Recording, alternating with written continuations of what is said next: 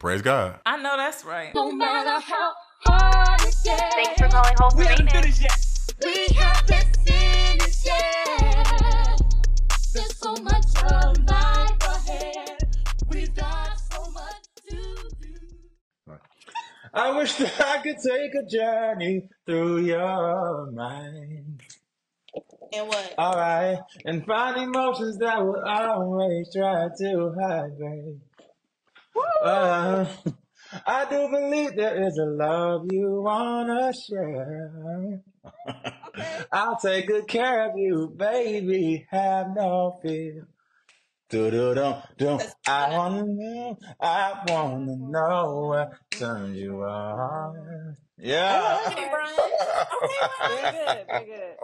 And so, just for future notice, the rules to the game are give them a taste, and then we move on. Praise God. That Praise was And God. we keep it pushing. Got it. Can I just say real quick, do y'all remember how 50 Cent took us from I Wanna Know Joe to Thug Joe when G To Unit came Power out? Joe? Yes. Oh, really? It was before that. It was G Unit Joe. I don't remember to give it, Joe. You You don't gotta give me a remember tune. I Wanna Get to Know Ya? I really want some you. No, But absolutely not. You know it? It's just me. I thought it was I wanna get to know you. I wanna be down, baby. Down. I wanna get to know you. Hey, come on. Yeah, that was a good job. yeah, Okay. G I know Unit was a nothing whole about this, era Joe. I know where nothing Joe about this, became a Joe. thug. Where he Okay. used to be a Brian McKnight. He definitely was a Brian McKnight. And then he became a thug. Oh, so real quick, before we get into the things, me and O were having a conversation the other day. It was a little corny. It was a little cute. We may be old, but I just want to bring it to the people and get y'all feedback on it. So me and O really like Common, and so the other day he was listening to Common's album. What's the name of that album that has like Testify and Ooh. Go? I think it's called Go. It's either called Go or Be. Go. It's called Pulling Be. my black card once again. It's Can't okay. tell you a common song or a common album. Okay, we can just talk about Okay. it. But Common's album B was an entire era itself. Like you had songs like Testify where Taraji was in the video. You had songs like Go with Kanye West where it was like, and on the count of 3, everybody run back to your fantasy. Go and all of that. Go, Go. No, that was Beyonce. That's all right. But anyway, it was a very wholesome time for music. And not just wholesome in terms of like, it was like wholesome period. You still have the Kiki at Lene's. Obio couldn't come out of the laugh. Okay, I'm listening. I'm here. We're here for sure. So it was a really wholesome time. And so we just went on this whole little moment where we were listening to Common stuff. We were watching 2000s music, everything from like Common song Come Closer to Jill Scott, Long Walk, to Music Soul Child, Half Crazy, like all of that. Ooh. And it dawned on me, like, those songs made you want to be in love with somebody. For sure. Like, they really made you want to just work things out, talk, have a partnership, all of this. And I feel like our music today just make you, like, we don't even admit to being in love. Because that was the old school kind of love, though. But I just The feel like there's something to 2000s? be said. I feel like there's something to be said. We got generations of music that was about being in love. And I don't know, to Sim's point about maybe being old, like, are we really in a time where the climate is just, we're not in love and we don't want to be in love? Because when you think about what neo soul artists are doing and R&B artists are doing, they're either talking about toxic relationships or sex. Are we not in love, or does love look different? We're not in love. Love look the same. I feel like love looks different. Really? I agree with Lene. Well, I might can see your point, because we think of like SZA's song whenever she's talking about, you know, I kill you or something. I'm thinking about I might kill my ex. Like that's a version of love. Yeah, not the Not best the idea. best But idea. that's a version of love. It's just like a toxic one, for sure. But But I I think guess. I just wanted to say though, like, even in that same vein, right? SZA, Kill Bill. I might kill my ex. It's, to me, it's very similar to the sentiment of when Etta James did I'd Rather Go Blind. It's an extreme moment of I love someone so much that I would do something that is undesirable and almost absolutely insane. However, and I'm just saying that to the point of, does love look different? The only difference is in I'd Rather Go Blind, she's saying, like, I love you so much that this is difficult for me. This is hard Mm, for me. I'm Or going through or this. like Jolene. Or Jolene, exactly. But I'm that's being vulnerable. But I think we're talking about music from a time where monogamy was the leading course of relationships. Where now we have polyamory, non-monogamy. We have a different view of what love looks like. mm. So you have people who are in open relationships, poly relationships, and the love story just sounds different versus like a, and my mind goes half crazy, like all this grow old together, you and me to the end. People ain't feeling that way no more. People are like, let's just kind of, I do just us feel and kick it. like niggas not singing to Charlene. They're not asking her to come home no more. They're not asking her to come home no more. And I get that love dynamics or like relationship setups might look different, but no one is talking about the emotion of just like literally, no one's being vulnerable enough to just be in love with somebody. It's not, and even That's I not just, true. She Because said, in Pick Up Charlene. the Phone Baby, and Pick huh? Up the Phone Baby by Travis Scott, he was Okay, saying Charlene. I okay, haven't heard that one. please. It's so Pick up, old. okay. Pick up the phone, baby. I know you home, baby. Yeah. But I just feel like, sure, I'm not accepting it though. I want to hear some R&B artists get up here and be vulnerable and just be in love. And like, you don't gotta be, just be in love, man. Just tell that girl how you feel. Tell that boy how you feel. We're not doing that. It's all that. Even the sound that's going, that has a little trend to it on TikTok from Giveon. Um, is Oh this the one that was yeah, supposed to replace me? That's a downgrade and you know it. Like, come on. Everything is you're like shot for oppressed. shot with music. Everything is shot for shot. And how can I make a dig? Can I just be so in love? And I feel like it's even to a point where artists who could be talking about being in love are going back to sample old songs. The Snow Allegra sample of Do for Love, not sample Lord, but cover Do for Love is comes on my playlist, but that's not new. Do we not have new emotions of just being in love with people? And I know I'm leaving out some artists like Sinead Harnett. Like she's dope. She's a dope R&B artist, but she's not mainstream, especially not over here. I do say, like, even for my own opinion on it, is that I feel like people got to be too cool lately. I understand that that love exists differently today, but at the same time, when we were hearing songs like Tell Me Have You Seen Her, you know what I'm saying? Like Mm-hmm. things like that, like people weren't afraid to be embarrassed to I be, but love, see, now we don't got ask me. I love Too Cool. So that's why I can't relate to this conversation. got Okay. it. I Yeah. love me a Too Cool. I Do can't not be tell in no me relationship. outright what's going on. Be too cool around No. me. I need a, and like even when I think about the way I want my man to propose to me, he's gonna have to dig into my archive of music that speaks to my soul because I need a. I can't wait to get to school each day to see you pass my way, and they'll start to ring, and angels start to sing. Hey, that's the girl for you. Boom, boom, Yeah. boom, boom. So Yes. what do you want? I need that. Dum, Because to dum, me, and I dum. think it's all about how you like your love, right? For me, I Hmm. don't want no too cool love. I don't want that. Embarrass I need yourself. it crazy. Like you gotta Embarrass yourself. almost look embarrassed. I Like want a Hmm. too cool love. I want to question if you even like me for real. I like that. And that's what that's and that's that's how the I like problem. my love. Like on some like, it keep it spicy. Like, damn, does he even like?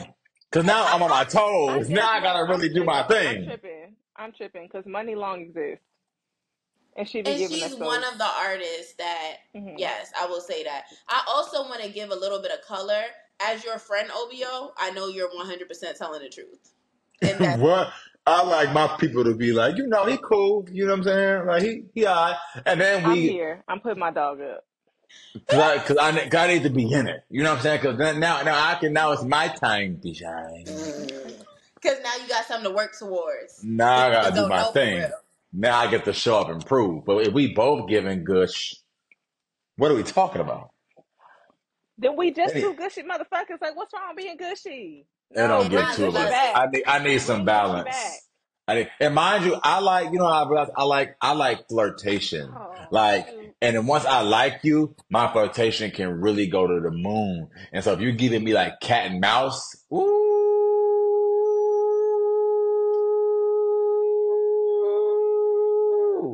It I'm was giving talking. me Mrs. Jones, but yes. If it's like, like my, okay, real quick. I don't know what we're talking about right now, but real quick. Hmm. Okay. If you're flirting with me, like, Hmm. do the whole probe, if you do the whole probe question thing with me, we're together and I'm never leaving. I promise you. What do If you you give me mean the, probe question? Like, give me an example. okay. All right, wait, hold on. Am I doing what you Sam? Okay, People let's finna do be this. taking notes. People Okay. Okay, finna be taking let's notes. do this, Sam. Okay, so Okay. you like me, don't you? If you tell me, if you give me one of them, if you give me the like, Ooh, like you just come. Okay. and you Okay. constantly each time, like you like that, don't you? Mm. Ooh, Or like you want to see me, huh? Ooh, Oh, I'm not mad at it. I can't wait. Like, Not mad buzz at it. my line. But if it's like, I can't wait to see you. I miss you. Yeah, I don't want to hear that. No. I will. Yes, it's levels to it. It's definitely levels to it. do you think? No, we're getting too much into this. Let's move on because we was gonna Let's, stay here Let's the move whole on. time. because we Okay, were Okay, gonna move sit on. here for a minute. No, We'll for talk sure. about that in Yeah, now niggas we're on FaceTime. offline. Okay. Yes, Okay. definitely niggas offline. But it is time for niggas online. ooh, That's period. cute. Wow, wow. You're good. So this week, and we've been wanting to talk about this topic for a long time. By we, I mean at different Me. points we have. And I Oh, think we okay. discussed it a little. You, Lene, yes, you Okay. want to talk about it. I will give you your time to shine. But we talked about it a little bit a couple episodes back, but now it's just getting crazy. So, Gerard Carmichael, My lord. what is happening on this reality show? And I already knew from episode 1 where you took your supposed best friend and brought him into that, like I said, Gail King, R. Kelly setup. Let's talk about one of the most awkward things that have happened in our friendship on live TV, not live TV, but on international TV. That was weird. So, what I want to talk about today is the fact that on episode 2, he talked about being into race play with his white boyfriend, where he said, So, okay, go ahead. I sometimes joke with him that our relationship is like that of a slave and the master's son.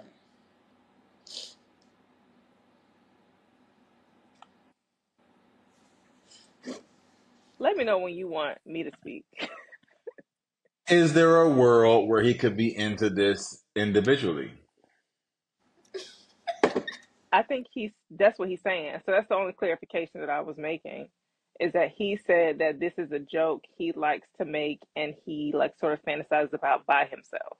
And his boyfriend doesn't engage in that thought process. But I can guarantee you, given that he's expressed that he like white boys, he done found somebody to do it. And that's all I'm like, if we're keeping it 100, don't play with me. Don't act like, because you're trying to save this white man, whatever, or your white partners. You don't want to say what it is. But if you're into race play, and if you're anybody who knows how kinks work, no, you don't discuss your kinks with every single partner, right? Because some people are going to feel like your kinks are weird. But when you find that one kink partner that you can feel safe with, and one thing about a kink is if you are feeling it intensely enough, it's going to come up. You're going to connect with that person who's into it, and it's going to happen. Do you express your kinks to your partners? Yes. This is a different conversation for a different day. Lene, I feel like you had something to say this is. Oh, okay. No, like just all of it up and down. I did not watch the third episode. Someone, this tweet we got in here, I fall back asleep for an hour and wake up to this nigga tap dancing for watermelons in front of the NAACP a day after the Lord's Day during an eclipse. It's not noon, but let me get some Wild Child. And that's a lot to think of, like, as a step up from episode 3. And I just had a lot of thoughts about this. And interestingly enough, I listened to the read, and Kid Fury said last week that he doesn't know if he likes it, and he feels like it's a very interesting display of Gerard Carmichael trying to live his truth. And I feel like that's what Gerard Carmichael said. But the following tweet, I think, encapsulates my perspective. So the funniest thing about this Gerard Carmichael show is that he definitely thought we would perceive him as some complex individual, but all we got is an asshole that serial cheats on his partner, emotionally manipulates his friends, and made us watch him suck a white man's toes on camera. The sucking white man's toes is a lot, and I agree. That's a very big part of my critique of it. But maybe in more constructive words, I feel like what we got from Rothaniel was such a sophisticated, masterful display of comedic energy, timing, and storytelling. And he moved a lot of us. But I also wonder if he painted a picture that a lot of people bought into with their own idea of his coming out. Does that make any sense? Yes. I feel like we romanticize his coming out because of the picture that was painted. That very vulnerable moment, yes, but as a singular moment out of a person's entire experience. And what this show is showing, that might not be the entirety of Gerard, that it isn't the entirety of Gerard, because that level of care and sophistication and caution, and I don't necessarily think he needs caution anymore, but it's like he said, what is the polar opposite of caution, and let me like ram into it. None of it's delicate and none of it's crass. And I think these things don't have to be, but we were set up to believe that Gerard Carmichael was this phenom in terms of how he was communicating these things to us as an audience. So this is just a very jarring experience to get into after coming off of that, because I think it's marketed as a continuation, and he himself says that he feels like this is a continuation of him living his truth and being completely honest with himself. And he's done it in an entirely different way that we didn't expect. So I don't know that I can discredit him for that. These are the reasons it's just not for me. And it's not, for me, it's not even about discrediting what's happening or discrediting what he's doing, right? For me, it's about what I said when I first watched this. I said Gerard wants an Emmy.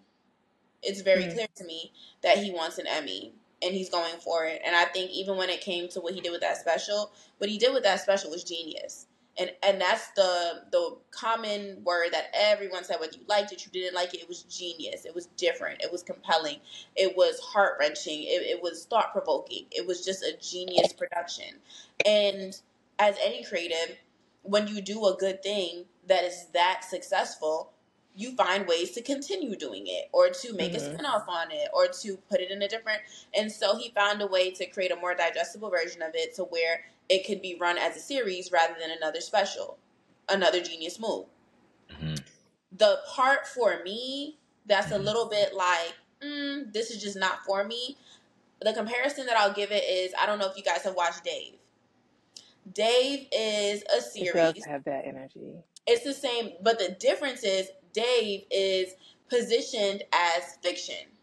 So there's a lot of weird things that happen on there that if an actual person, human being, was just living this kind of life, it would be really just harder to sit with.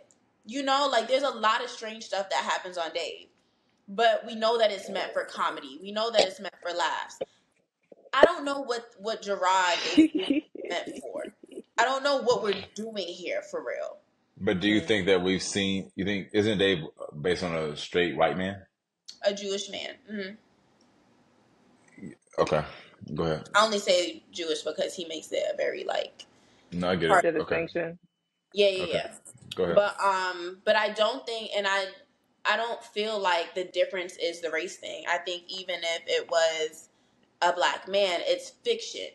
That's the difference. I would also like to say that I don't enjoy Dave. I don't like it. It's a certain level of chaos that I don't like. I just want to make that clear. Like, this has nothing to do. I mean, I think these conversations always have to do with representation, but my personal opinion of it, it doesn't matter to me who's the star. I think I don't like Dave already, and it's fiction, but the fact that it's also real gives me another level of like anxiety watching. Like me and my boyfriend started watching Dave together, and I told him you can watch it alone because I have no interest in being on the edge of my seat and my heart palpitating watching Dave. So those are my thoughts. Okay, I was gonna say something. But I didn't know if you were gonna say something, friend. Were you thinking of a thought, OBO? I don't have many thoughts about this actually. I thought I would have more, but I don't. Okay. Okay. Have Yeah, I don't you really So. watched it? watch Drop. Mhm. Mm-hmm. No, I don't particularly, let me choose better words. I don't particularly, I have the inability to critique a queer man's journey to fullness. And, Mm, and so I don't partake. mm, Does that make sense? Just because I know that it's a journey riddled with a lot of things. You have to unlearn, learn, relearn all the mm, things. And so I understand what the navigation looks like. So I feel like mm, I wouldn't have any unbiased opinion about whether or not he's into mm, whatever he's into because I know what it's like to navigate those hills and valleys. And I think navigating them publicly is probably tough. Especially navigating them in Hollywood. I couldn't imagine being a black man in Hollywood trying to navigate your queerness. Um, Especially because, well, I don't know. People don't know where I live. But anyways, go ahead. What were you saying, Sim? You know, now that you say that, it really makes me think about, okay, this is a weird comparison, but I remember when Chloe Bailey had put out that video, or it was like pictures of her like licking on a lollipop, and she was in She like, said something about candy kisses and clovers. yeah. So it felt very cringy for everyone because they kept saying like, this is little Chloe that we're Yeah. watching come into this like trying to be a woman and blah blah blah. But I think what is cringy sometimes, which is so hypocritical of us, if I'm being honest, is watching people come into in the process. I have to argue back with you. I don't think it's hypocritical of us because I think even the people who support Chloe, I remember a lot of this conversation. We were saying she's finding herself, and it wasn't even for me personally. It wasn't. We're seeing little Chloe. I saw a girl right where she was, trying to figure out where she was, and that being a real thing. But our generation and much more the ones before us did those type of things in the privacy and not even on purpose, but just like we had the privilege of those things being very private developmental stages that we went through that weren't necessarily on a stage to bring critique like this. And I think all of us had cringy moments in real life with the people around us, but it's just so much more exponential when people like Chloe have this stage and people like Gerard have this stage. And so I actually think that your perspective would be important, OBO, because I don't know. I mean, I was actually looking in my journal. I've started to journal a lot more when people come to ask me to speak, so it's a brief aside. And I flipped through a page, and it was one day that I wrote about a conversation that we had, you and I had, OBO. I think all three of us might have had it. But I said, I'm so grateful to be in a relationship with a gay black man because there's some shit that I'll never understand. And I saw that so much, and I don't even remember what the conversation was, but I was mainly just talking about how your response and your perspective made me feel, and it just made me understand that I don't know nothing about nothing. And so I think it is great to have informed opinions by people who experience similar things. And yes, nobody's journey is going to be the same, but from what I've learned from being in a relationship with you, there are certain things that I was able to pick up on that I might not have been able to pick up on prior to. Like, this must be tough to navigate publicly. These experiences that he's having with, the multiple guys on Grinder, and even the things he said about his relationship with sex seem to be very quintessential elements of someone who was navigating What coming are you out. implying? What are you implying? Quickly. What are you implying? What I'm are you implying? implying that someone who might have You're had saying to hide. because you said that you learned stuff from me, and you're implying he was on, and you're saying he was on Grinder. So clean it up I'm and quick. just saying. Clean it I'm up and just saying. quickly. From conversations that we've had, you've given me peers into the world of men who are either on the DL or just what it's like navigating sex and intimacy, period, when you're not able to be open about your sexuality. So these are things that I picked up on listening to him. And I said, okay, these things make sense. And I don't think that I have the right to have this opinion. I'm just going to say it for the sake of having this conversation. And while everything he's experiencing might make sense, to the point of like an audience, I don't know, from the perspective of an audience receiving all this, the way that he's putting it out, it seems like a caricature of it. And it seems like a positioning of it that might undermine or make light of someone else's experiences doing this in real life, like, but not for cameras that they're. And so I get that there is a point to it, but I feel like there's so much callousness wrapped around the point, and sometimes it's a point of comedy that it's not really getting through in a way. And it could be because, again, this doesn't apply to my life, but I just think it could have been done better. Well, I at the think we all first, think it was a nice idea. This could have been done better. That was from Django. in episode 1, he has a friend that literally says to him that what you're doing feels like you're making a Exhibitionist. sacrifice. Say it again? Exhibitionist. Yeah, exactly. And so, and he was like, I don't want you to be the thing that people are like. I don't want you to be the person that has to do this thing that makes you look cringe, that makes you look weird, that makes you. So, I'm just saying that, like, what Gerard is doing, do I think is out of the ordinary? Do I think that nobody has a race kink? Do I think that nobody is sucking on white boys' toes and overusing Grinder? No, I do not think he is the one cringy, weird ass person that's doing this. I definitely think there are many people that connect to it. I also think one of the reasons we can't stop looking, a lot of us, at this is because there's parts where we may identify with, relate to, or be curious about. It is just, when you say done better, it's not that I think that it could be done better. It's just that I think that I've never seen anything like this. I agree. And it is uncomfortable for me. I agree. And that's it. It is uncomfortable for me. What else is going on? OVO will not He give us said a he's done with it. He's done with it. He said move Well, along. what's next is Special K on the menu. Come on, Special K. She says, What's any he nigga talking about? that claim he's heterosexual Oh, but hang with gay niggas, non-related, that is in caps, is gay too. DL, bisexual, as fuck, I don't want to hear shit. And then the girls had her for lunch on Twitter. come on, had her for lunch. So, before I speak about the I had an replies, image of like chips in a sandwich. What kind of sandwich? Like a deli sandwich? like It a gave like turkey cold cut. it gave like panini. Like the girls was really having a good like. Oh, you chicken gave her something, like, okay. You know, maybe a little avocado spread. Oh, okay. I got you. Mhm. Was there like Gotcha. an aioli dip with it? Ooh, for sure. Okay. You gotta have it to make it a Southwestern vibe, you know. Mm-hmm. I like And then For sure. they had a kettle chip. Okay. I wasn't gonna say it, but I was definitely thinking kettle chip in my Like a head. crunch, for sure. We need a Yes, crunch. for sure. Absolutely. Mhm. What were you going to say, Sim? So, Are the you sick moment of my that I shit? saw, Like what's happening?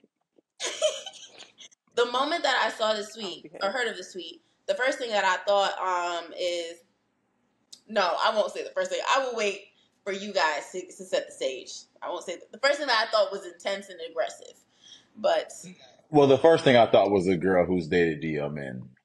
Usually women who have dated DL men say stuff like this. It's pretty like, I mean, most women who, you know, are extremely homophobic, who are loud about it, who try to rally other people in their homophobia, are women who date and have dated DL men.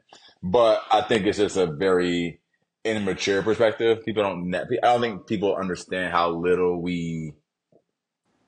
of a common denominator our orientation is, and how much of a common denominator our sexual promiscuity is. Like, usually you'll find people, especially amongst men, especially like cis men, you'll find that a lot of them just like hang, like if a hoe will hang with a hoe. You get what I mean? Like, if it's somebody who has sex with everybody, gay, straight, bi, what pan, they want to be able to talk about the fact that they are in these streets. They don't care what you don't care.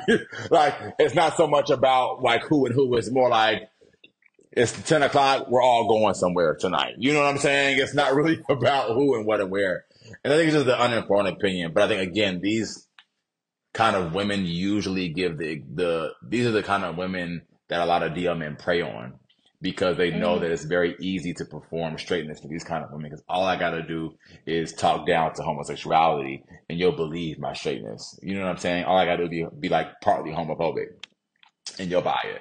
And so I will use that as a rubric to goop women like this. I'm not saying either one is right. I'm just saying that gives people a lot of leverage because, again, it's easy to do these kind of girls. So they think everybody who hates gays is straight and everybody who loves gays is gay. Easy. I gotta hate gays around her. I just find it really funny that people be so comfortable with the idea that they know what their friends are or are not, or that they know what their partner's friends are or are not. Like, that to me is just so comedic because half of us have no idea. I had so many straight friends who said, ain't none of my homeboys gay. And I used to be like, straight up. Straight up is crazy. Straight up. For real. Straight up, we ain't none of us, bro. What you mean? We ain't with all that. Sick of these gay folks always running around, bro. For real, bro. I can't stand hanging around these folks, bro. For real. Let's go out. Hey, you talking about? For real. That's what it was. Oh, yeah, please. It was my time to shine. We kiki about it, but that's real shit. Like, for real. There are people who don't even know how they identify themselves. Like, don't know if because they were attracted to a person of the same sex, if they actually are gay or that's just a fine ass person. Like, so to me, is to sit here and say like a nigga that claims there's too many capitalized words in this tweet for it to not be personal. And I want to highlight. Go through. Go ahead. Can I highlight a reply? Someone replied, K_Stacks replied and said, majority, yes. But I don't think it's gay for a straight man to have one or two gay friends. At the end of the day, that shouldn't be his business for real. I'm sorry. All right, go ahead. I think how we're putting this like numeric scale on how many gay people you can be around before you in turn are gay is also very interesting to me. So we can have one or two. 4 is crazy. 4 is wild news. But like 1 or 2, we can kind of kick it. Is this thing on? But I think it kind of all boils down to, again, like I think and not even just with sexuality. I remember this woman, how personal do I want to be? What was the time in my past life? Are we all on the same page here? Okay. Mm-hmm. So there was these 2 women that remain nameless, and one of the girls was rumored to be kind of a promiscuous girl, right? So my friend and I were going through their dorm room to get it popping, right? So she had his best friend, and just by proxy, we thought that the best friend get it popping too. Again, previous life, and so very previous, and business on the previous. And I'm here. And so we're going through the dorm. It was like a dorm that had like 2 like a suite mate kind of dorm. You know what I'm saying? So like 2 different rooms, conjoined bathroom. So my boys in the girls' room, her friend's room, they're getting it popping, doing their thing. I'm in her room, we chilling. We end up progressing, we kissing, doing the things. She stops me and she was like, I'm not like that. Like, I'm not like that. And I remember being kind of confused on some like, but your friend, and this is 19-year-old version of me, so very young. But in my head, I'm thinking like, your friend is like this. What are we talking about? And it was my first kind of relay race with the idea that promiscuity or the ways in which the way in which we identify with other people is just so nuanced. I'll say that like that, right? And so I think when we think about all the ways in which we find friendship, all the ways in which, whatever the case may be, it's not necessarily always premeditated on your parts or where they want to go. I think these kind of conversations are always just the underlying homophobia is just crazy to me. And I always just kind of feel like this is silly. But again, these kind of conversations garner a lot of attention. Of course, I think she has like 2,000 followers. But again, this tweet got 7 million views. So I think she knew what she was doing in terms of, you know, getting the folks rallied up.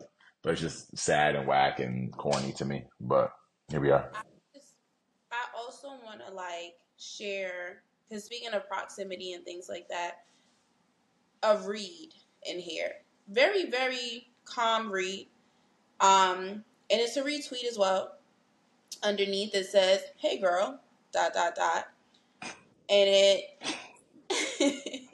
Not hey girl. Okay. and it has a someone else's tweet under that says, "Funny how this logic doesn't apply to rapists, child molesters, abusers, alcoholics, crackheads, deadbeats, etc. Just gay niggas. The Just the episode's done. gays." We're done. It's over. She said Okay. everything needed to be said. Wow, we're Just chatting. Well, interesting. Sim, segue us into the episode, please. Thank you. We're good here. Moving along. Talking about people who've had their moments Mm, in the Bible things. mm. I'll let you. Actually, I can't keep stealing Lene's segue. This is Lene's segue. No, it's fine I'm because sorry. I'm unaware of what's going on here. But today we're talking about a content creator, Arnell Armand. She's a single mother who recently had to make a TikTok, and had to is interesting, but she was getting a lot of comments that made her feel so compelled to share about her personal life, and explain to these people. But she had to make a TikTok about being a single mom because she was getting so much discourse about it in her comments. She said that even before she had her baby, she saw her path heading the way of becoming a single mom. She was with a guy. They had not known each other long enough, but she said 10 days after she gave birth, the child's father abruptly ended the relationship officially. Mm. And she just sort of talked about how different men can be after they quote unquote get you, which can put you in a very vulnerable position. And so of course, it's an extremely common and relatable situation to be in for many Black women in particular. And I always find it interesting because something that lives rent free in my head, I don't know what age I learned this, but I learned very early on, and I really don't remember where I would even be to learn to pick up something like this, but that Black women just had it worse. Black women who wanted Black men just had it worse because, I'm using air quotes if you're not watching, there aren't enough Black men out there. And those things being attributed to police killings, those things being attributed to the amount of incarcerated men, those things being attributed to the amount of college educated men, Sexuality. or men working above a certain or making a certain amount of money. So Black women then having to deal with or being more acceptable of sharing men or not, or having men who don't meet all their standards or check all their boxes. And that's completely nuanced about meeting all your standards and checking all your boxes, but just Black Yeah. women have it worse Yeah. and are more likely to be in vulnerable situations with men. Yeah. So one response in defense of her brought up a lot of good points about her situation and the way Black people, well, people in general, but our own community specifically, treat single Black mothers, the way we think about nuclear families, and the way kids are treated in these situations. And that's what's sparking a lot of the conversation that's happening around it. I mentioned how so much of the discourse around Black single mothers revolves around this effort to strip them of community support, like friends, relief. And Sim, I don't know how much you would speak to this, but I'm just saying, being your friend, you're not a single mother. Let me make that clear. She's not a single mom, but but the amount of support Sim has just as a mother, period, with family willing to take her kids off her hands, and not that she don't want them because she loves being a mama, but it's really compelling to see because I think maybe from being socialized in a particular way, I think of mothers being by themselves. I think of mothers as shouldering responsibility. I think of mothers as not having, literally the word relief is so compelling to me because I think of mothers as folks who are just doing it. Unless they got to live in nanny, unless they hire somebody, unless, you know, mama moved in to help with the baby, moms are doing it. And they were doing it in my brain. But they conflate all these ideas about Black women being alone because they quote unquote chose to be that way or chose to be in this situation. So, yeah. I Oh, want to go You to have the. thoughts already? I have thoughts already. I Okay. want to go to the first thing you said because I Okay. think some other people may feel the same way or have the same question or concern. So the first thing about like her having to make this TikTok, right? Mhm. Why does she need to make this, right? Mhm. Arnell is a content creator in the beauty industry, in the YouTube industry specifically. And one thing about that industry is it's your platforms are built on having a relationship, a very intimate relationship with your audience. hmm Excuse me.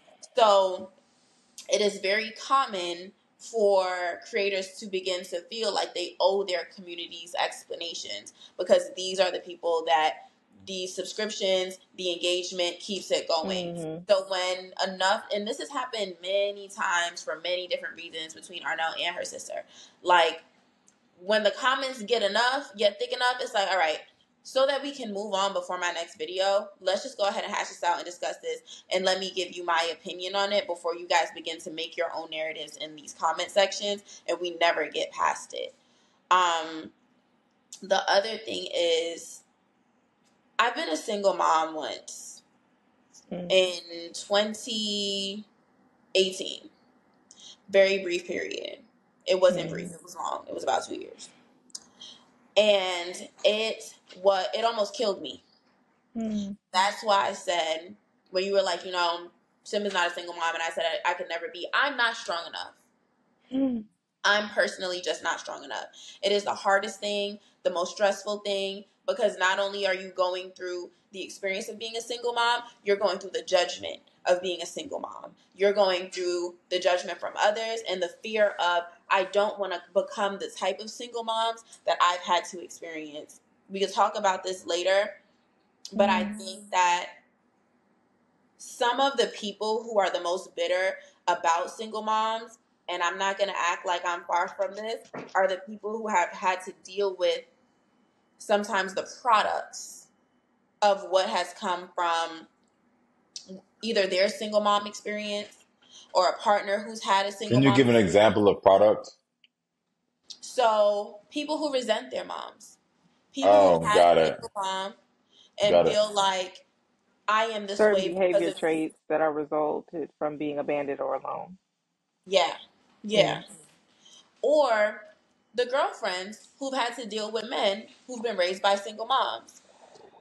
Instead of holding Or the instead of holding the accountability to grown people who just need to do better, whether that's yourself or again a person that you're with who has had a single mother, I feel like we just kind of Uh, what's up? What's on your heart? I just hate when people act like parenting is this like phenomenal excursion. I hate it. It really just grinds all the gears I have. what do you mean by that? Explain. This is how parenting happens. Okay, guys, walk with me here. Your mom saw a nigga she thought was cute. She fucked on him. He's nutted in her and they had a baby.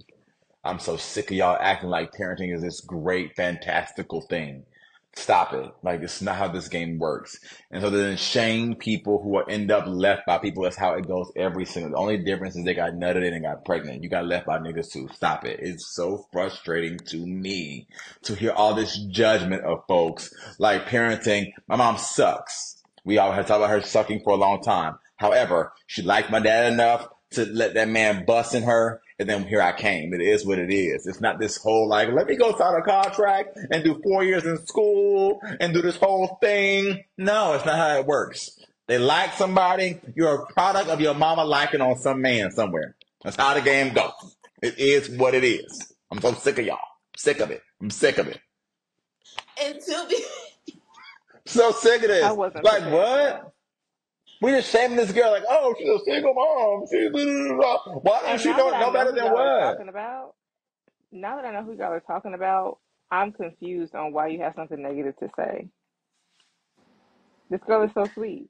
so This little sweet. sweet Mind her girl who business. likes some man who sucked. Like y'all ain't never liked the man who sucked before. I don't get it. Like y'all like people like men who Some suck of all the y'all don't time. like men who suck.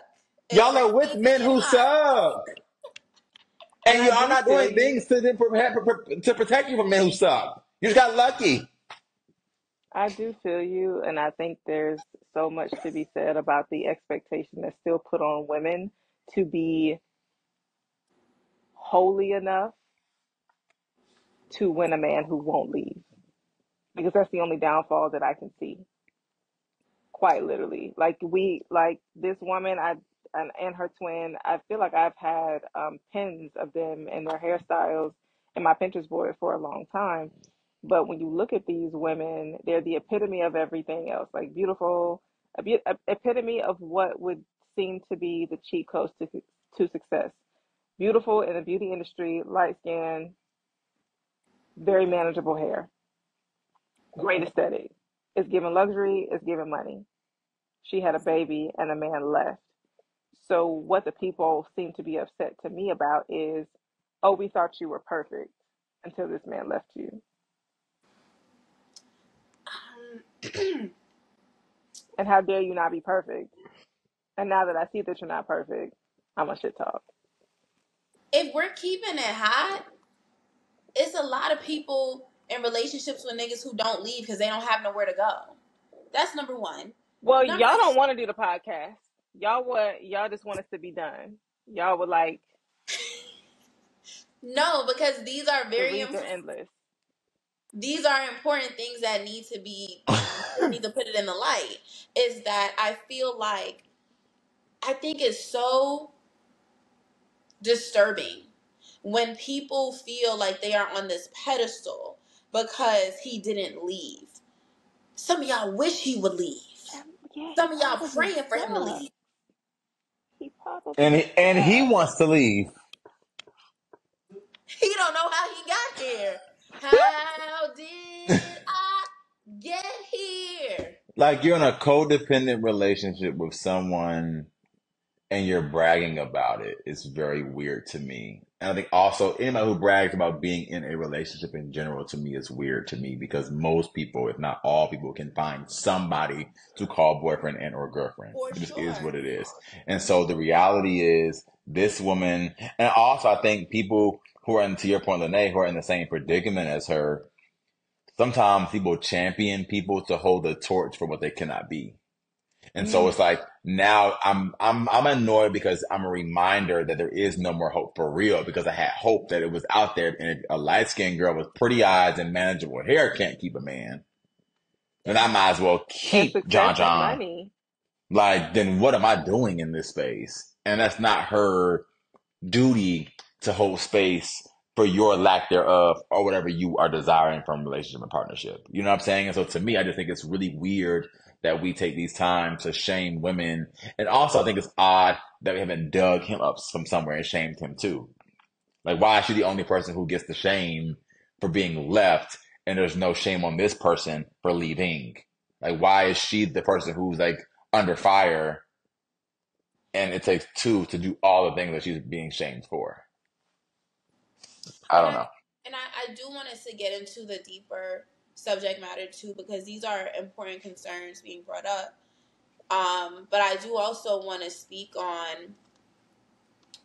also want to speak on the fact that like even because it just hit so close to home. Like even in my own personal situation, right? If I had allowed this idea of a nuclear family, if I had allowed this idea of there are idols who I have who I thought it was supposed to look this way, and if it's not looking this way for them or if it's not looking this way for me, that means it just looks like no way at all, I would never be happy. I feel like I found my joy and am still able to find my joy every single day, not by settling in the fact that I have a perfect situation or this looks like that or I've seen someone else do it. I have joy because I'm able to understand that when this stops being enjoyable for me, when this stops being healthy for me, when this stops making sense for me, I am okay with what God has in store for me. So if it does not work out, it does not mean that I have to keep myself in a certain life or position because that's what the world thinks is okay. Do you feel shame as an unmarried mother? Honestly, yeah. Yeah. If From I'm keeping and it is the hot. shame coming from inside the house or outside the house or Inside. both? Oh, okay. Inside. Yeah, because it's like, and I think I have this conversation all the time, is that if I'm feeling, and it's funny, full circle, that vulnerability, as I told you, that's how I like my relationship. I get to have conversations about, like, I don't like this because I'm feeling like by this time I should be da da da, or we should be this da da da.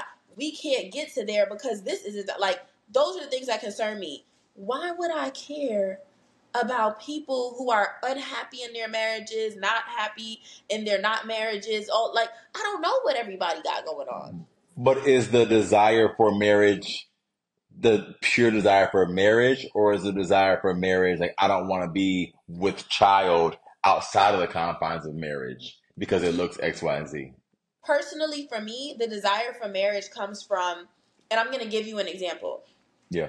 The desire for marriage for me comes from two people who have their shit together and are in a position to be two wholes making a better whole. Yeah. But when we're two halves, or I kind of got this looking jokey, you got that looking jokey, and we can't come together because we're gonna be one jokey whole, then Okay. that's the that's the issue, right? And that's the thing to discuss. Now, I'm gonna give you an example. So I had a what you gonna call it. So I know I haven't spoken to everybody on the podcast about the fact that I'm working now too. So I had so I'm working now too, y'all. Hey. But I had a customer the other day that had an issue where he couldn't pay his insurance, right? Couldn't pay his insurance. And I'm explaining to him, all right, well, you can pay it this day, but it's going to be canceled by then. And he's like, but I got to drive my wife to work every day. And, you know, if I don't have this, blah, blah, blah. And I was like, and it's no shade, but for me, that was jokey. That was jokey to me, that you are in a unit. And I understand that things happen, baby. But there are certain essentials that when we are in a marriage, when we are in a place where we are, again, two wholes making a better whole, those things need to be taken care of. So for me, instead of caring about what John, Mary, and whoever across the street are just like, oh, well, you have a this, but you're not. It's an inside the house conversation. What are the things that we're just not strong enough on together as a unit? That to me is more important. I have a question for both of you guys. So is there a world where someone could feel compelled to be a parent with a partner, but not compelled to be married to that partner? And if so, what does that look like? I was just going to give an example that I actually think was in the hot topics this week, but I think what's that young man's name? Halle Bailey's baby daddy. I don't mean to not know his name, but DMG? it's DDG. DDG. DDG. That was a very old interaction the three of us just had just then. But DDG, yes, was in an interview and he was asked, was he thinking about marriage? And he was like, no, and gave like, we still have some growing to do, some thinking, or, growing to do, um, and something about it being early. And then the follow up question was, what about more kids? And he smiled and, like, was kind of keen on that thought. And so the topic became, y'all niggas are crazy thinking a child is less of a commitment than marriage. And when you just asked it that way, I thought about Lala Anthony. No, I didn't. Lala Milan. I about to say Lola I had a Anthony. very long I day. said Lala Anthony, who was I married had a for. very long day. Please don't mind me. But Lala Milan having her baby, I don't think that they're even together, are they? Her and her baby daddy. I'm not sure. I'm not sure. I know that Kaylani had a baby with a friend of hers, and they just wanted to create a life. So, I think there are people, Condola wanted to have that baby without Lawrence for a spell. You're finna piss me off. So I think, there's a world where, and everybody I've named is famous, successful, and even in Except Insecure, Condola. Except the fictional characters. even Insecure, Condola had money, is what I was getting at. Okay. Oh, Very much okay. stable at a point in her life where she wanted to have a baby. Fair. So And then there was that whole thing a long time ago with that Kardashian girl, that Jenner girl, having that baby with that black man. Just wanting to be a mother very young. Kylie, Kylie and Kylie Travis Jenner, Yeah. that Anyway, Kardashian girl. what I'm getting at is people out here that want to have babies and don't necessarily want to have partners, and that also shifts the dynamic in terms of what we think about the nuclear family, because families are looking different. You know, kids are having villages these days, and that's okay too. I think, to answer your question, there is a world. Is it mine? No. Is it my personal preference? No. Okay, But Marriage so before and what kids. I really want to say to y'all, I'm gonna hold it. mhm. I just want to say, if we keeping it hot, go ahead, go ahead. We both got something on our chest that wants to I come just out. want to say something to the world. What y'all problems be is that y'all think the way that y'all think life should be the way everybody live their life. And I know that's a little bit of a side, but leave people alone. Mind your business. Stop trying to take people down and tear people down and admonish people because you don't feel like they're respected. I watch people go to town on this man for saying you should get your wife a push present. It could be something as big as jewelry or small as a 50-cent card. And it was people under the comments. If you think that a push present is necessary for doing what the Lord created you to do, and if you think that you deserve a present for doing what you're supposed to do as a woman, and your child is the greatest gift, shut the fuck up. Thank you for Because I getting me do. something, baby, because I carried a child for 9 months. What are we talking about? Let people live their life. If you don't think it's for you, it's not for you. And I'm sorry, that was just on my spirit for a minute. You can go I ahead, just thing. wanted to say, if we're keeping it hot once again, a nut could get bust much easier than a person could go to the jewelry store and get you a $6,000 ring. So when we say things like, "Oh, is it easier to have a child?" That blah blah blah. I think what we're leaving out of the conversation is that that's not the conversation for most people. Most times, what happens is I'm late. What happens is, can we sit down and talk? That's like, so it's much easier to have the kid. And when you have the kid, you have to work out, okay, this is what happens. I want to keep it, or I don't want to keep it, or you know what I'm saying? I want to keep it, but you don't want to be like, okay, great, whatever.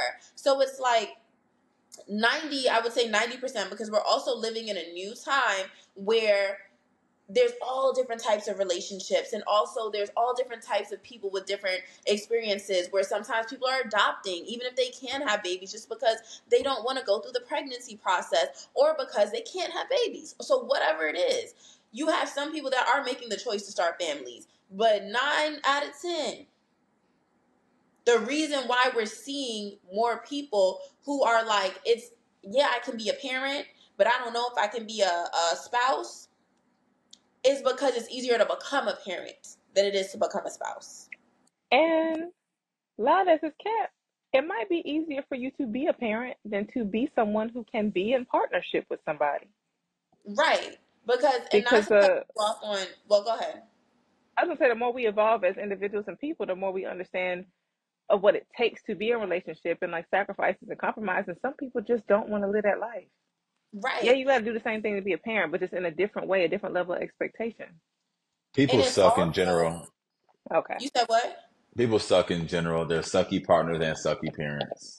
But the difference in being a parent is that you get to, people think that they can control and it's easier when you're dealing with a child, right? Because that child is someone that is impressionable. That child is, even if you don't got nothing going on, that child doesn't know enough about the world sometimes yet to be able to check you on it, to be able to hold you That's fair. accountable. They have a duty to you because you are the parent. So it's much easier for a lot of people who are sucky partners to be the best parent that they can be, I think until the of course bar that is child grows just. up and yeah. I think the And bar that's is extremely something low. for sure. The Say it bar, again. I think the bar is extremely low. I think we see in this system of parenting, um, where the bar for men especially is very, very low. If a man is simply present, we give him all the good father credits that we have. And I think when we think about parenting, when we think about single parents, when we think about the system of, or how the system treats marginalized groups, and how most people are socialized to believe that single moms is the norm. I think even from my personal situation growing up, I grew up in a two-parent household. I'm not an active two-parent household, but two parents were present. And I think so much about how that shaped my idea of what parenting looked like. And I think about how, for the most part, a lot of my friends had two parents households as well, you know, but I don't necessarily know where I saw a healthy relationship dynamic. And so, I guess, to the overall point of this conversation, we see people who are single parents within partnership, right? And so, Mm. what is the alternative that we're talking about here, and what is the true? I guess what is the true judgment here? Because even we're seeing this woman who's in a laundry list of women who have been publicly shamed for being a single mother. But then in the same breath, we congratulate single mothers when they produce this magnificent child, right? And so again, I hate that the system is so built upon what you can do for the community versus just existing in your freedom and your own free will and just doing the best that you can. But again, if she raises an athlete who goes on to make a speech about how great of a mother she was and how she did what she had to do and how they ate ramen and blah, blah, blah, she becomes this really pillar in the community, respect Black women, Black mothers deserve the world. But then we don't talk about how when she was, you know, whatever, and raising this kid before, how you shamed her so bad and took so much of her womanhood, her credibility, her value, her validity away simply because she trusted a man who may have sold her a dream and then got ghosted, which has little to do with her and everything to do with him. I I had posted, and I just went to find it so I didn't forget it. I had posted a post the first, I want to say, first couple months after I had Io, where I said, moms have this laundry list of things to do, right? Carry the baby, feed the baby, do the baby stuff, blah, blah, blah, blah. Dads, stay. Hmm. And I I said in the remember caption, that. sometimes I wish I was a dad. And Mm. so a lot of moms responded to that, like saying, like, you know, I feel like I want to cry, like, because it's how it does feel, blah, blah, blah, blah. And I think that we also have to understand that as human beings, we make the decisions that are right for us, and that's the only thing that we can do. And some of us are strong. Like I said at the beginning of this episode, I'm not strong enough to be a single mom. It was too much on me. I didn't like it. I was losing my absolute mind. I needed a partner, or I preferred having a partner to being a single mother. So there are things that have downsides in partnership that I'm willing to put up with because of the benefits of partnership. And so I decide to stay with a partner where there are some single moms who are like, I'm not doing none of that. If you telling me I gotta carry the baby, I gotta feed the baby, I gotta wake up in the middle of the night, I gotta make sure that the dinner is cooked, I gotta clean, boy, I'll do it by myself. And would rather do that. And that's what works for them. And I feel like it's so unfair that we just can't have that agency and that choice without someone creating this thing that it means that we are less valuable, or that something has to be wrong with us, or that we are even being left or walked away from. What happened to, this is my standard, and we've come to a decision that my standard doesn't make sense for your capacity. So it just didn't Because work. I think it's Lene's point. People are under the impression that how I view the world is how you should view the world. And how I think you should live is how you think you should live. And how I see fit is how you should see fit for you. And until we realize that they can make a whole bunch of sense to you and it still not make any sense to me, and both can be okay and live and exist in the same world, we're not going to be able to move from this pace. But as long as we think that, well, people should have two parents and people should da da da da da, and that's how everybody should be. Likewise, the Gerard Carmichael thing from niggas online, it was more like, if he's into race play and that's his thing, not saying it's right or wrong, but if that's your thing, you're not projecting it onto me. Hey, rock your bedroom boogie. It ain't got nothing to do with me. But then the problem arises when it's like, hey, I'm into race play. Everyone who's doing interracial dating, you should be too. That's the problem. It's like, okay, cool. You think this is how you should parent a child, and that's fine. But that's how everybody in the world is going to do it. It's so unfair to me. So on that topic, what was I your? wanted to ask a question, Sam. I was Mm-hmm. gonna I ask. want I wanted to ask you a question based on what you were saying earlier. Oh, okay. I just wanted to ask, You were saying that you were a single mother for 2 years and you were not strong enough for it, and so you made a decision that you wanted to do this with partnership. How did your was your family a part of your first pregnancy in the same level at the same levels which they are now? Because I do know just from knowing you personally, you have two sides of the family that are willing to help you, to help just give you relief as a mom. But the way that I see even your mom cover you, or just the way that you guys just kind of have a routine or a system of like where we'll take the kids for X amount of days, and even if the intention, I just wonder, is the intention to give you a better experience as a mom and more support? I'm asking how your village came to be what it is. You know what makes me giggle inside when you ask that question? What?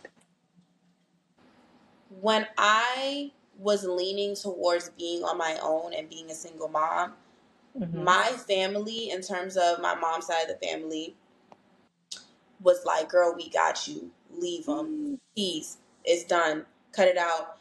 If people leave their first person that they have a kid with all the time, don't worry about it. You'll be good. What you need, we got surrounded, right? Mm.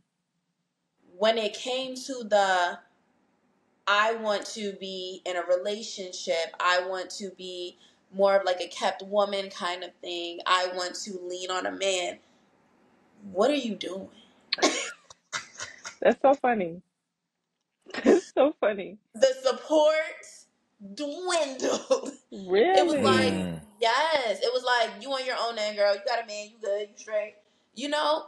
And it was Wow. just like, we had to have these conversations recently as a family too, where it's like, because I got a family full of strong, single women, Caribbean women. Some of them are in relationships and still single. They don't need nobody and thrive on that. So it was like, you one of us, we got you. You doing that? Got that, girl. Wow. Let us That's know so while we're down. interesting. That This is is not the interesting. answer I thought that you would give, but wow. It Yeah, still makes sense. There's a way that it makes sense, but okay, well, yeah, never mind. Yeah. yeah. I think shame just plays such a part in how we interact with our bodies. Kind of period, to be honest. I think there's so much of how we interact with our bodies, whether it's romantically, sexually, socially, intimately, physically, mentally, how we interact with our bodies to me is so uh inspired by the opinions of other people. I think it's so hard for a lot of us to decide for ourselves what we want to do outside of shame. Because I think when we think about what it means to be a mom, what it means to be a dad, what it means to be valued in a society that values partnership over singleness, that values money over the lack thereof, that values stability, all these things for us. And that could very well not even be what I necessarily want. And I think it's also interesting that I saw people commenting towards Arnell, discrediting her and some of the things she said previously about being uplifting, motivational. And I don't know how those two things coexist, but they're making it seem as though like she was so inspiring. I can't believe this is how she's organizing her life. You can't be inspiring to other people while still navigating raising a child on your own, especially not by your own device. I think it's just very interesting. We talk about these kind of conversations that are, to me, riddled with how will society view me versus how I view myself. And do I even know how to get to how I view myself outside of how society has viewed me, because society has viewed me for so long. Like, we come into this world with societal tropes from day one, right? In the school system alone, we're riddled with married mother and father, husband and wife, Disney, all these things kind of perpetuate this idea that this is the model to follow. And we had a conversation not long ago about you saying, when you were saying as a mom, you don't desire to look, matronly, you want to be a young fly mom, and nothing wrong with that. But that almost feeling as though you had to really put a flag in the ground to defend that. And the fact that you got to defend your right to still be within your freedom as a mother is wild to me. But there's so many people who feel like I got to defend the reason as to why I'm single. I got to defend why I'm a mom who doesn't wear cardigans and wool skirts. I got to defend why, you know what I'm saying? And it's like, well, why you can't just do your thing? And is there a world where we can set that up? Sorry, go ahead. The fear is that you'll lose your support, and that leads me to part two of my answer to Lene's question earlier is that it didn't stop for me full stop at we don't really understand this, so peace. Because, like, as you guys do know, I do have so much support still on all sides. Sometimes taking that leap and letting people know, even if you don't agree with this, I'm going to do it how I want to do it. What's on the other side of fear is continuation. It's going to continue in some way or another. And for me, what happened was I decided that this is how I want to do it. This is how I want to live. And I also want to figure it out as I go on. And I was able to get that support again. But the reality is that some people, you either do get the support again and people respect what you got going, or you don't. So what advice preliminarily would you give to women who are navigating what they believe to be intentional dating or intentional romance? They've gone past the dating phase. This is somebody they're in partnership with, they believe to be in partnership with, and it's getting serious. What are we talking about?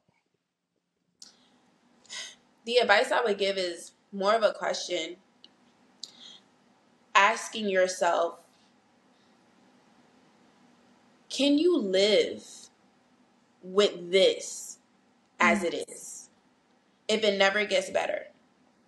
Can you live with whatever this situation is? And that can be either one.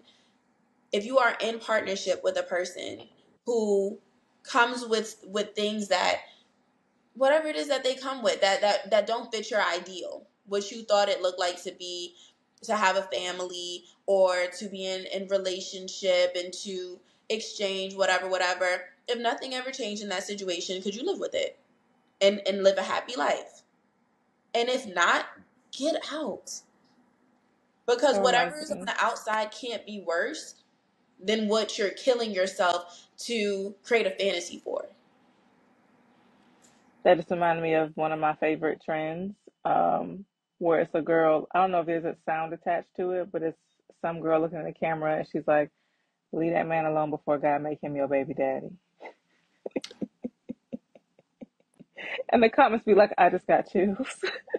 Like girls Not like really you. scared for their lives to think about it in that way. But I wanted to share a few stats because I think the conversation we've gotten to just simply shows that the family structure looks different, and like you just have the right to choose. And I think all of this discourse and all of these opinions of how we think people should live their lives are so outdated. The reality is that the norm of what a family looks like has changed drastically from the time where a lot of these views stem from.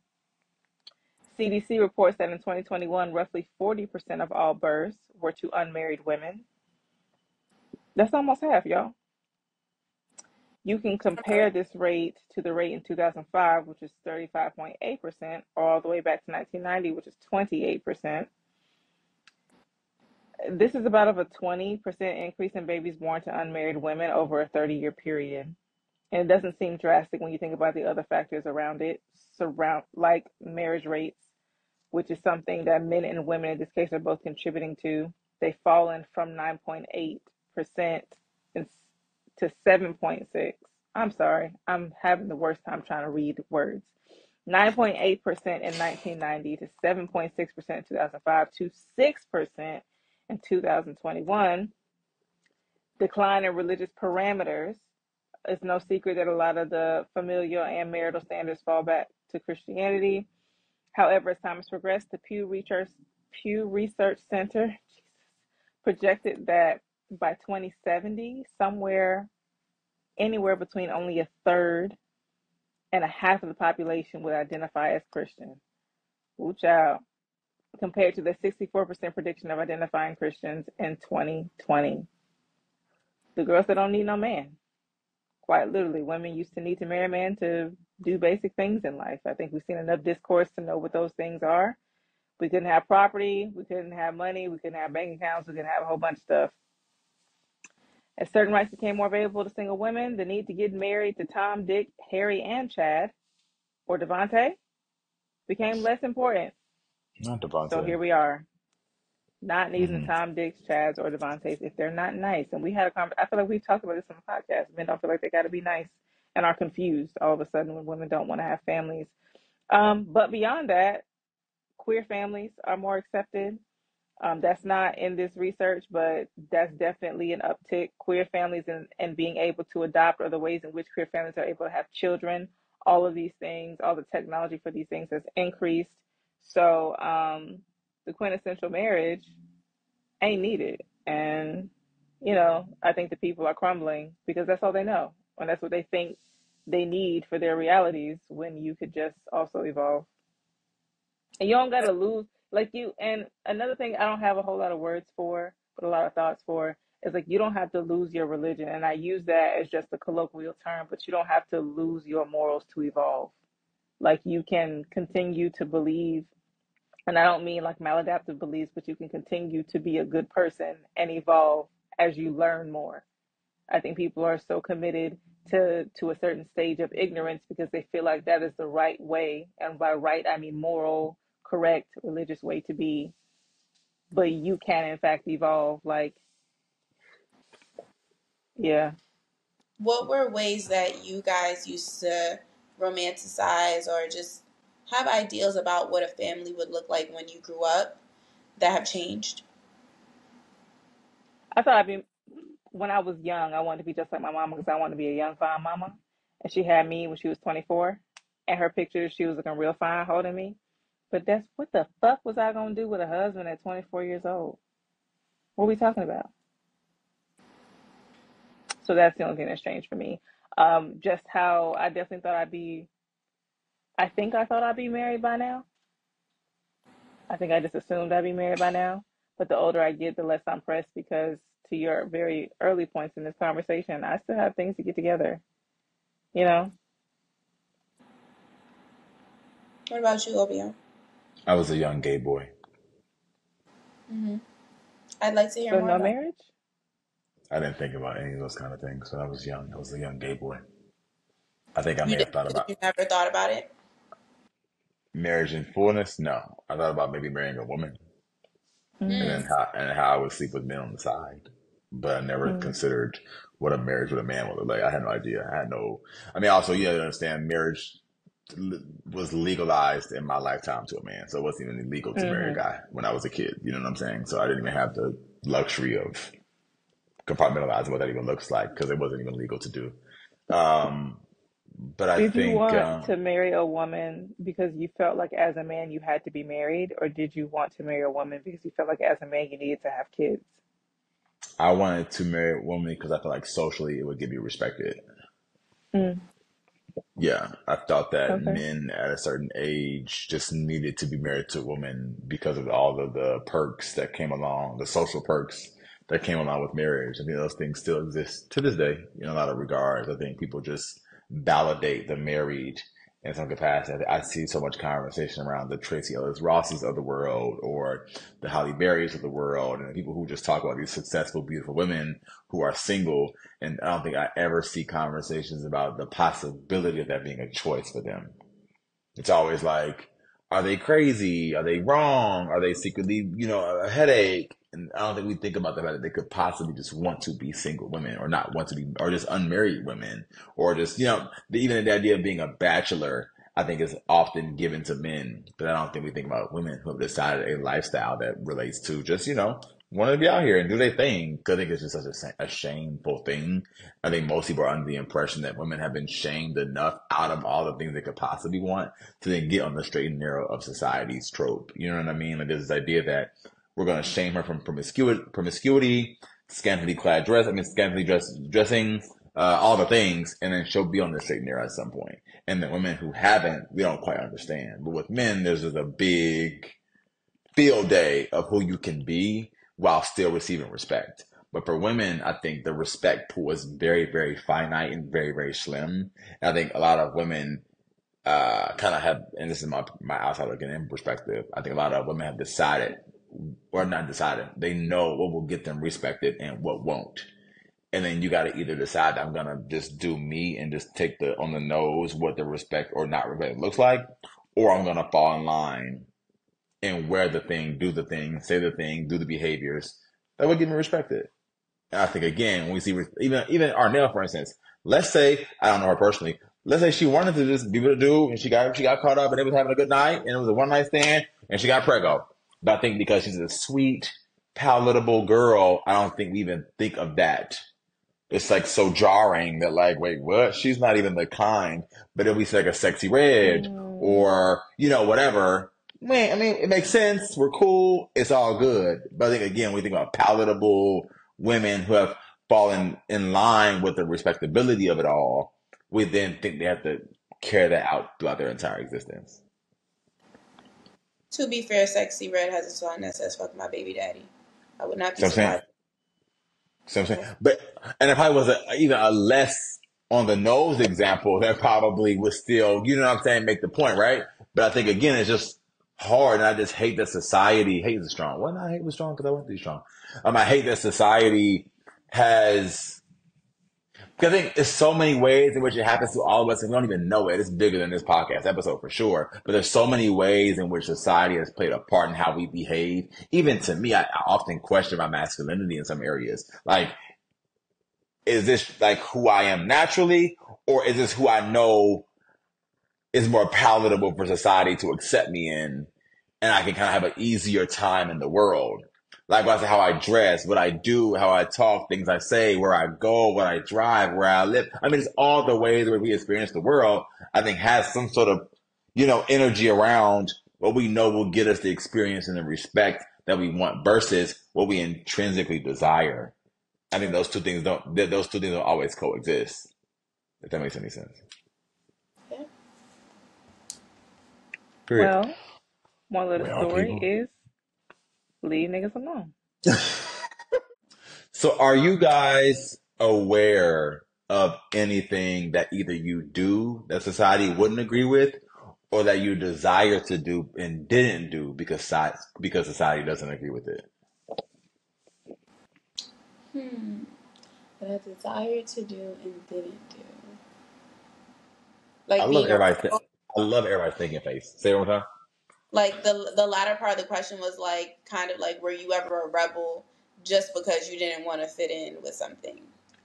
Well, yeah, there's like or no, maybe the opposite, the inverse, which is like Yeah. I desire to do a thing, but I'm not gonna do it because I know society shames that thing or doesn't necessarily, or won't view me or respect me in the way I want to be respected.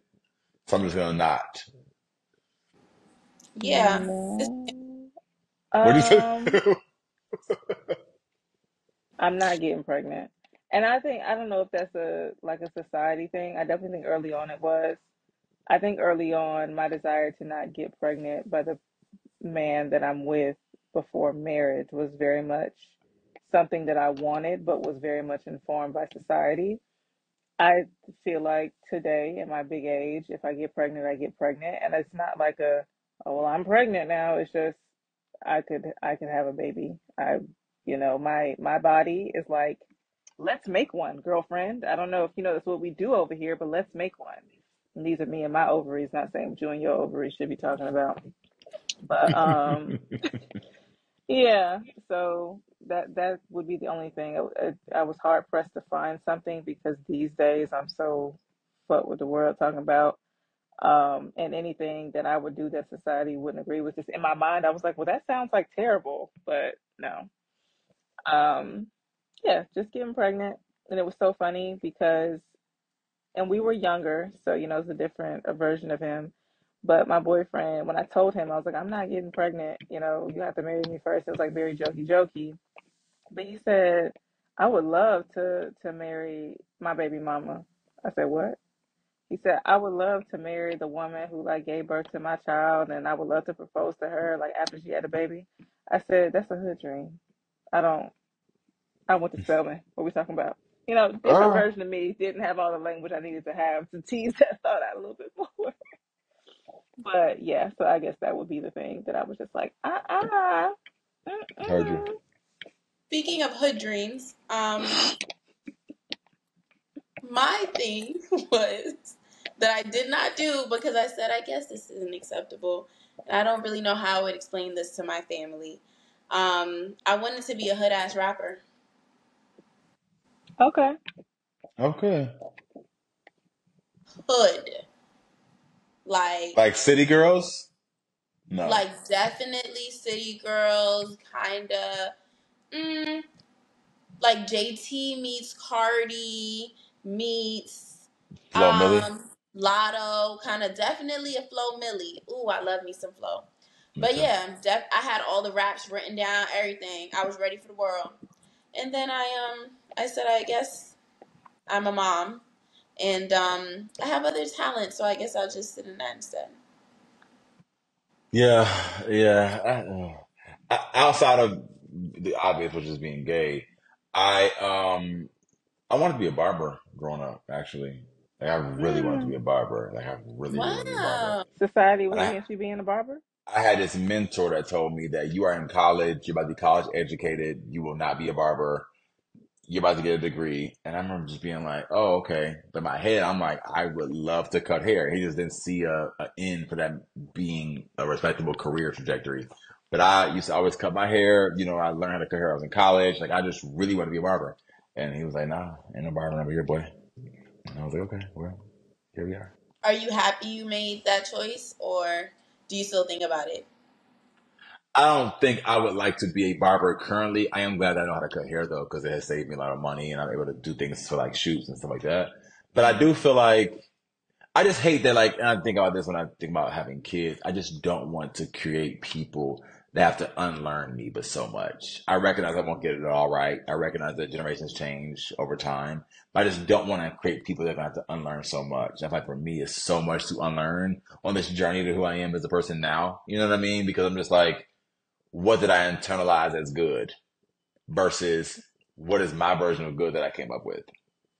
And is my version of good, does it have any breath? Does it have any life? Does it have any legs? You know, because we're just so, I'm grown now and I grew up under the guise of monogamy, respectability. You know, you get a college degree. Like from us, college was the 13th grade. There was no trade school as a reality. There was no, you know what I'm saying? If you were a respectable young person, you went to college. Whether you had a major in mind or not, whether you wanted to use that little degree or not, you went to college because you just had to. That's just how it works. You just need a That's degree how it for the is. sake of, yeah, for the sake of having a degree.